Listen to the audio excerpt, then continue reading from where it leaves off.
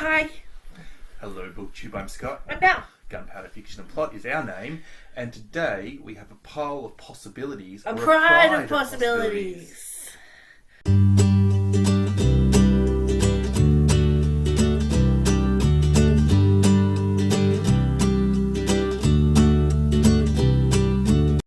Get our rainbow flags and wave them. Yep. This is a bunch of queer books that we might read this month. Don't know what we're reading. Don't know what we're going. Words. They're just too hard for my mouth sometimes. We're going to mood read, so we don't know what we're going to be reading. But these are some LGBTQIA2+, whatever the acronym is. All of the acronym, all of the time. I've got 7 books. You've got 8 books. Yeah. So, shall you do one that I do one?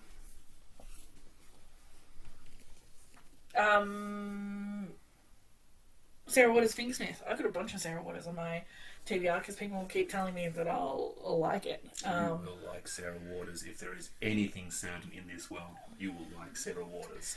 But I'm yet to pick one up. So, excellent excuse. I believe her position in the acronym is under L for lesbian. And I believe her place is historical fiction. But like... Ooh, genre bendy. Genre bendy, historical fiction. But make it gay. But make it gay. Just a little bit literary. Not very literary. Just a sprinkling of literary salt in the crime, thriller, historical... And it's about petty thieves. Sounds fucking fantastic. Yeah, that one's fun. I have a Sarah Waters on my TBR too. Which one is it? I would like to read Tipping the Velvet. Oh, I don't own that one yet, but I figure I should read one of the Sarah Waters I owned before I buy any more. No, it's a sure thing. You will like Sarah Waters. Funny. Imagine Dickens could write without, multiple words in a sentence. I mean, you need more than one. Yeah, but just imagine that he, Are you just asking me to imagine if Dickens was good? Imagine if Dickens wasn't long-winded, he was modern, and he was a lesbian. Yeah, okay, I'm into it. Yeah, I knew you'd be into it, because Dickens does have one good quality after you take away his bad ones. Quite a few good qualities after you take away his bad ones, actually. Yeah. Anyway, what's your next one? This is upon recommendation from Jen the Librarian. Ooh. Patrick Gale, Take Nothing With You. Eustace, an only child, is leading a strange existence in a house full of elderly adults. His life changes dramatically with the arrival of Carla Gold, his cello teacher, who casts a heady spell over everyone, including his mother. As Eustace makes new friends through music, he also learns harsh lessons of love, survival, and resilience, setting him up for life. This sounds a little bit literary. Well, I don't know anything about that one. But on the front it says funny and tender Stephen Fry, and if Stephen Fry thinks it's funny, then I'm in. I respect Stephen Fry's opinion, but he is a comedian, and comedians generally find comedy funny, regardless of the quality. I respect Stephen Fry's opinion. I'm sure it is actually very funny. But I'm just saying, don't take the word of a comedian when they say something's funny. Take the word of, a grump. You're still scarred by that show that we watched where that man got his testicles out. Because he thought it was funny. Sam Simmons. Yeah. Sam Simmons is actually really funny. Yes.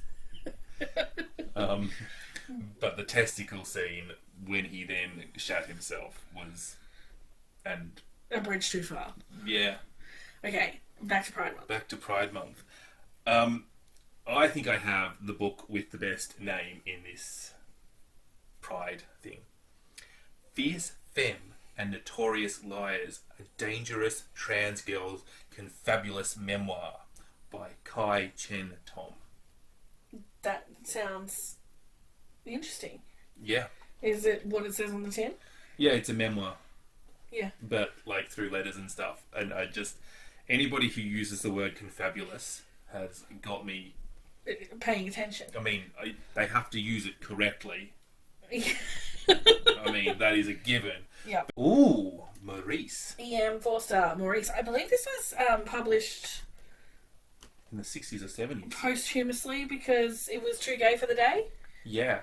I can't remember which way it is, but either E.M. Forster read some of D.H. Lawrence, who, by the way, D.H. Lawrence is bisexual, so totally great to read for Pride Month. Was it? Either E.M. Forster read some of D.H. Lawrence's Sons and Mothers, or D.H. Lawrence read some of E.M. Forster's Maurice, and whichever way it was, Yeah. that book influenced the other book.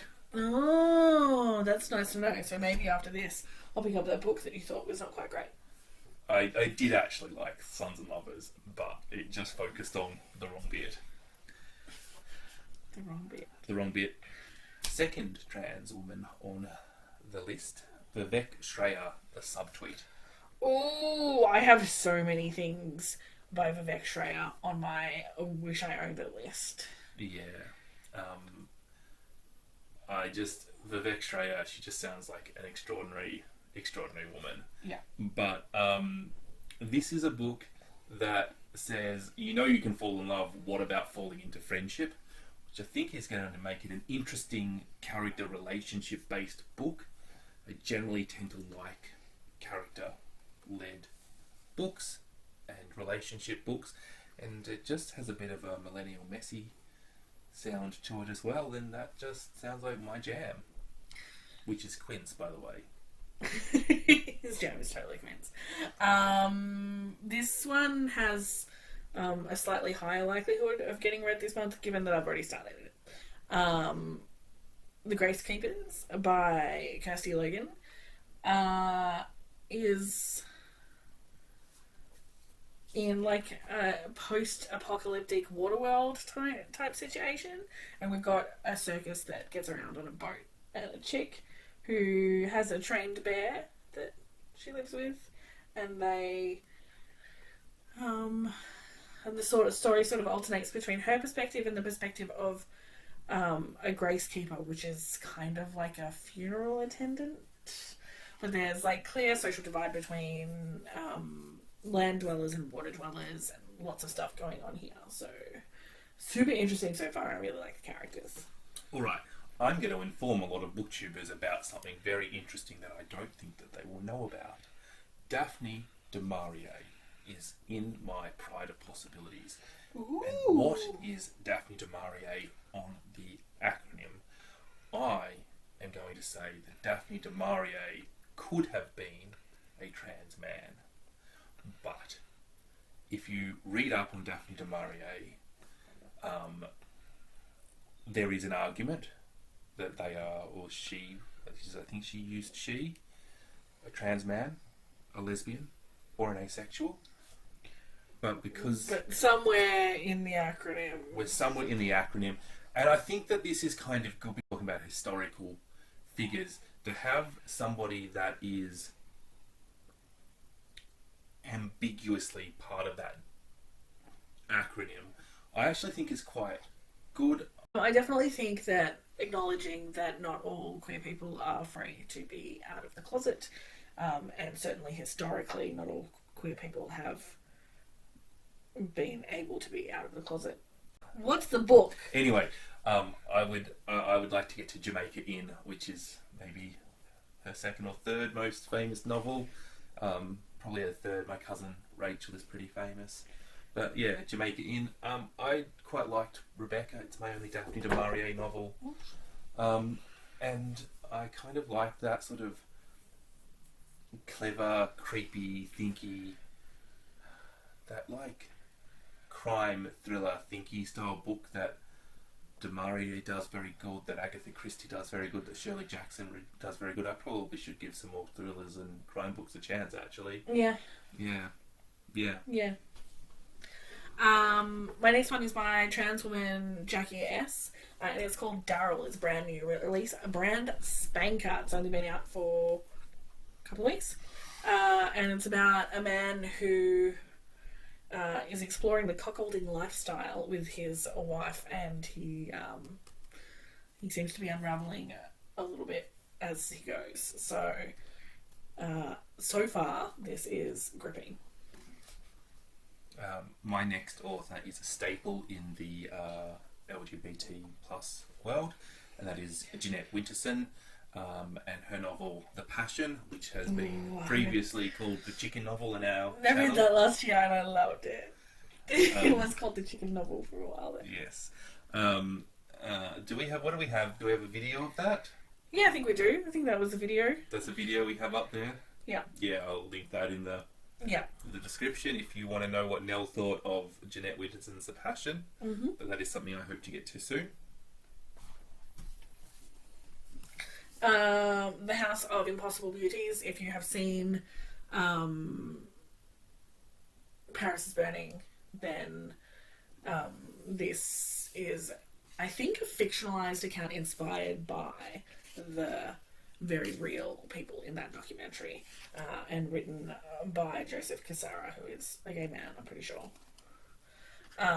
So it's in the ballroom scene in New York. So if you haven't seen Paris is Burning, you might have seen Pose, which is a fictionalized series about ballroom, or you might have seen RuPaul's Drag Race, which is a long distant cousin to ballroom competition. Yes. My last two books, I'm actually not sure about the sexuality of the authors, but they cover queer things. Yep. The next one I'm going to mention, though, so that is Middlesex by Jeffrey Eugenides. This is a book, I think it's a bit over 20 years old now. Yeah. And Middlesex is what it sounds like. It's a bit of a discussion about either trans or intersex. I'm not super sure. I do suspect that this one is a little bit dated and considered to be more of a historical look at the progress for the time. Yes, I was going to say that it has some criticisms in it, but I'm not. If you have read that and you are part of or even if you're not part of the LGBT plus community, is that a problematic book, or is that just a historical book that is a little bit dated, and some of the things mentioned are no longer as... Yeah, I suspect it's probably more so about the language used, potentially. Oh. But I think that we're probably aware enough to notice that as you read it, I hope. We'll see when you read it. Yeah. Oh, which one? Paul Takes the Form of a Mortal Girl by Andrea Lawler is about... Paul's a shapeshifter. And he can change his body and therefore his gender at will. That's awesome. I'm super excited about this one. This one was like everywhere around BookTube for a little while, and then I think it's gone quiet, but I'm interested to see how this one goes. Yeah. The last book on my TBR is The Secret Life of Church Ladies by So good. Deisha Fillion. Is that how you pronounce the name? Fillion? Deisha? This is a collection of short stories which are all somehow linked, which explores the sex life and love life of women in the church. That's really about all I know. Some of these women are lesbians, some of these women are not lesbians. Yeah. And so there's a little bit of lesbian in it. Yeah, more than being I feel like that's like not necessarily like a lesbian novel. It's not a lesbian erasy novel. Do you know what I mean? Yeah. Like, yeah. And my last one is by trans man Thomas Page and McBee. It is a memoir about his life as the first trans man boxer. I think he actually has been quite a successful boxer as a trans man. That is potentially not what the world expected. So I'm super interested to read about his experience in what I imagine is a hyper-masculine sort of environment, and not where you would think they would be the most accepting, but maybe they were. We'll see. Yeah, that sounds really fascinating, because I cannot imagine what the reception would have been. And I can imagine all sorts of different possibilities, and I don't know what's right. So it's very high on my intrigue factor. Yeah. Oh, how fascinating. So that's a bunch of books that fall under the LGBTQIA plus acronym that we might pick up this Pride Month, maybe. Yeah. Let us know in the comments, what is one of your favourite books from that wonderful acronym, especially if you have books for some of the later letters and the plus letters in that acronym. Yeah, the trickier ones. Have you got any ACE spectrum books? That would be awesome. Yeah, I would. Yeah, just love to know in general about those. Yeah. Yeah. Yeah. I hope you're reading something good. If you're new here, hit that subscribe button, give this video a thumbs up, and happy reading. Bye. Love you.